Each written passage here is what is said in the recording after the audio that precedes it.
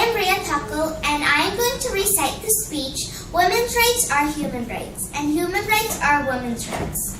This speech was delivered in Beijing, September 5th, 1995 by Hillary Clinton. This is truly a celebration of the contributions women make in every aspect of life.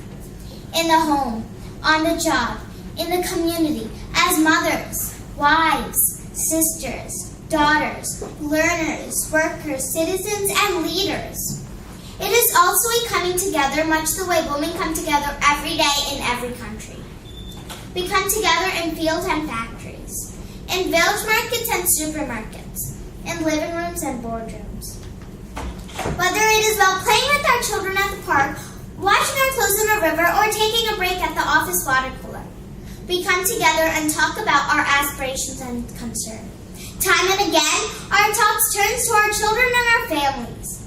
However different we may appear, there is far more that unites us than divides us. We share a common future, and we are here to find a common ground so that we may help bring new dignity and respect to women and girls all over the world, and in so doing bring new strength and stability to families as well. We are focusing world attention on issues that matter most in our lives. Lives of women and their families, access to education, healthcare, jobs and credit, the chance to enjoy both basic and legal human rights, and to participate fully in the political life of our countries. There are some who wonder whether the lives of women and their families matter to the economic and political progress around the globe.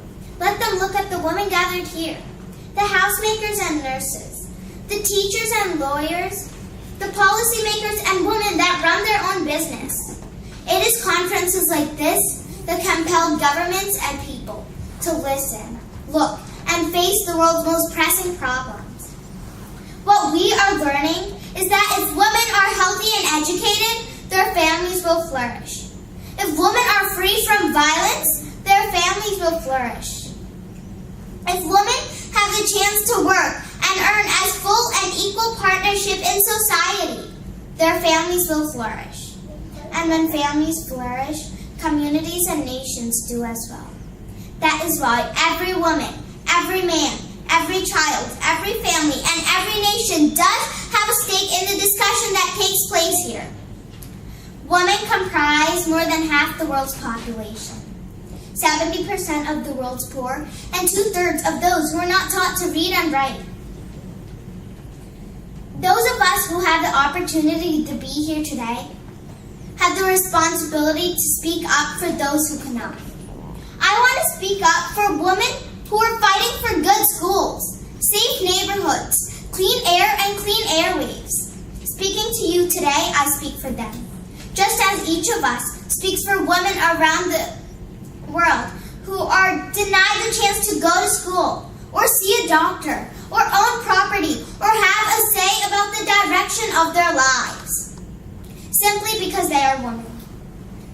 These abuses have continued for too long because the history of women has been a history of silence. It is a violation of human rights when babies are denied food, or their spines broken, or they're drowned, or they're suffocated, simply because they are born girls. If there is one message that echoes from this conference, let it be that women's rights are human rights, and human rights are women's rights, once and for all.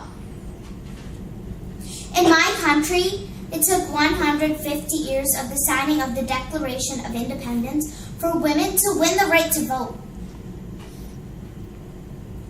If we take bold steps to better the lives of women, we will be taking bold steps to better the lives of families and children too. Let this conference be our and the world's call to action. Let us heed this call so every woman is treated with respect and dignity. Every girl and boy is loved for and cared for equally. And every family has a hope of a strong and stable future. That is the work before you. That is the work before all of us who have the vision of the world we want to see for our children and our grandchildren. Thank you.